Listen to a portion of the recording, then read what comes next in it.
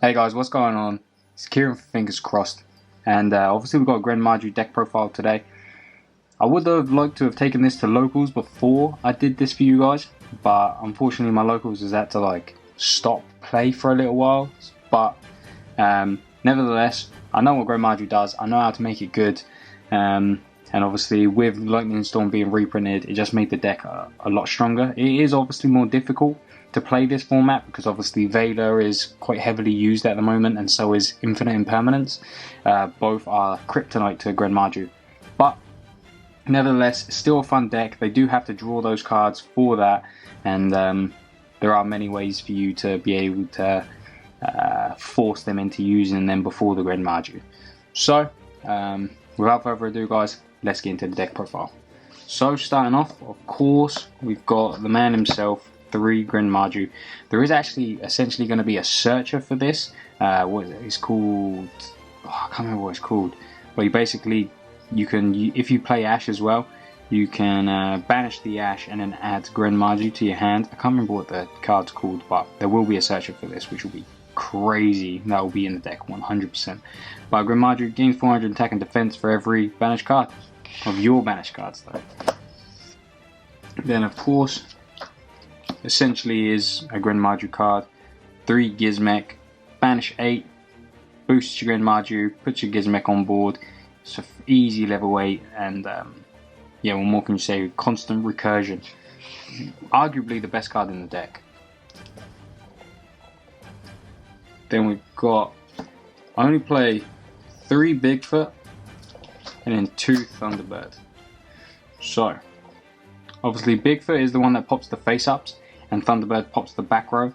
Both absolute beat sticks as well, so it can really help you just close out games, and you don't even need XYZs to win games. You can just fill your board with massive monsters and just hit over. But yeah, obviously it helps you. These are miniature draw powers as well if you get to summon them. Then moving on for the next couple. So I do play 2 Alpha the Master of Beasts. Very good to just special summon and then bounce back. And I also play 2 Schwarzschild Limit Dragon. So this is just an easy 8. So the problem with the dangers is there are those games where someone will hit it every game. I've had a game before, someone's hit a Bigfoot 1 in 6 and then a Thunderbird 1 in 5. It does happen, so this obviously is just a very easy summon. Obviously it does clash with some things like Sky Striker don't summon with something 2k, but for most other matchups, Drytrons and stuff like that, very easy to put this on the board. Very easy. And if you are playing something like Sky Striker or something like that, it's very easy just to take this out. Then we've got 2 Hex Trude and 1 Glyph. Obviously you don't want to draw this, so that's why you only play it at 2. And Glyph, I kind of use it more as a terraforming, but sometimes it does come up to use this to special summon when you've got, say, if you've been if someone's used the barrier statue, the wind one against you. So this is obviously very good to get over that. But yeah, it's pretty self-explanatory. Hex is so good as well. You get to pop a card on the field, which is pretty good. Then we've got 2 Gadara, again for the statue. Just being able to get rid of that and attack over. So always play Gadara over anything else at the moment. Then we do play a lot of hand traps in this build, so I know you're normally meant to play a lot of those second cards, and you can cut them out because this is a 44 card build, but the best hand trap just ends turns. This card. Let someone get to a normal summon, shift to them. You gotta be careful obviously, because if you're playing against Tri Brigade, some people play Gamma, so you don't want to hit it in the standby phase and stuff like that. Dinosaur, don't want to do that in the standby phase, but Shift is a very good card that against most decks they will have to just pass. So yeah, 3 of those, best hand trap. Then I do play 2 Ash, 2 Ghost Spell, and then 2 DD Crow. DD Crow is obviously very good because you can just, obviously it's good against Droitrons. I don't have Cycle Readers, and I think this is more generic to hit other things as well. So obviously this can help you against Tri-Brigade, it can help you against Striker, getting rid of their Engaged or their Ray. Ash is obviously good against everything, and then Bell obviously is again very good against stuff that tries to banish your stuff. So yeah, those are it for the hand traps. Onto the spells. We got 3 Golden Castle of Stromberg. Broken card, so good. Protects you from getting attacked because it will destroy the monster. Then also you can special summon Hex off this. You can't summon Gren the turn you do that, but you just go into your rank 8s and just smash over. And obviously it banishes 10 every turn, so very good. I do play 1-dimensional Fissure because if you do play this, Revolt, I'm pretty sure Troy Brigades won't get their effects because I think they have to go to Graveyard. So if you've got Dimensional Fissure, even if they revolt you, they'll get banished rather than go into Grave. So they don't get their effects. So yeah, very good against that.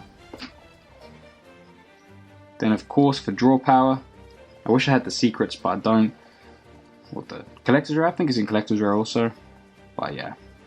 3 Power Desires and then 2 Allure.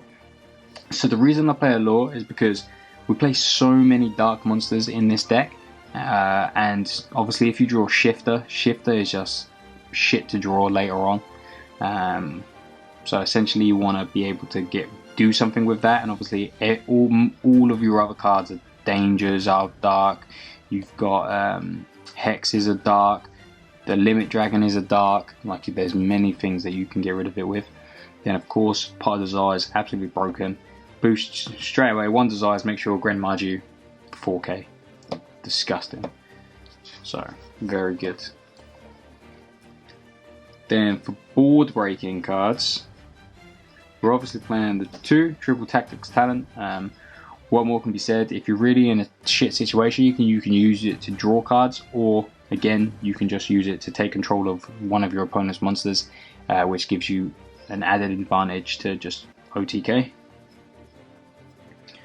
3 Lightning Storm. Obviously, you want to see it in your hand as fast as possible. So you need to max out with 3. It is kind of annoying that I play 44. I just could not think what to take out.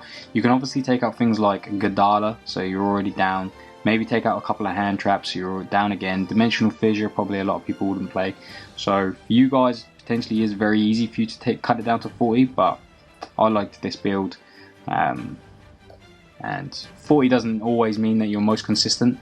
So yeah. Then last card, 1 Harpy's Feather Duster. So obviously Feather Duster is just very good against their back row. Like, just in case they do have that infinite impermanence, you just want to get rid of it. You don't want to be dealing with that card.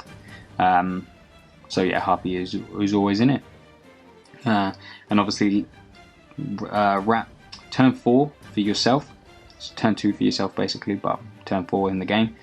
This is probably broken. This is dead. So if you draw it, it's a bit bad. But if you draw this, you can use it. So yeah.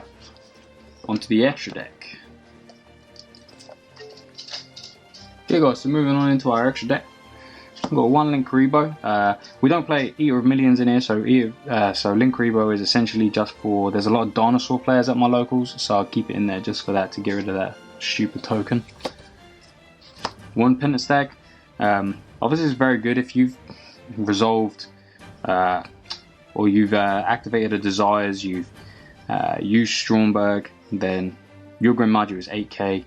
If you've used Gizmek, he's even more. Do you know what I mean? Like, and then just fucking make this over Gren Maju and just heal once. Like, ridiculous. These 2 are in here just because it's kind of flex spots. There's quite a few flex spots in here, maybe like 4 or 5. Yeah, I never make these, but they're there. Never make them. This guy is very good against like control decks because obviously they need to target your stuff. So obviously, and everything you've got is mostly level 8 or above. So yeah, Black Luster Soldier is very, very good for that.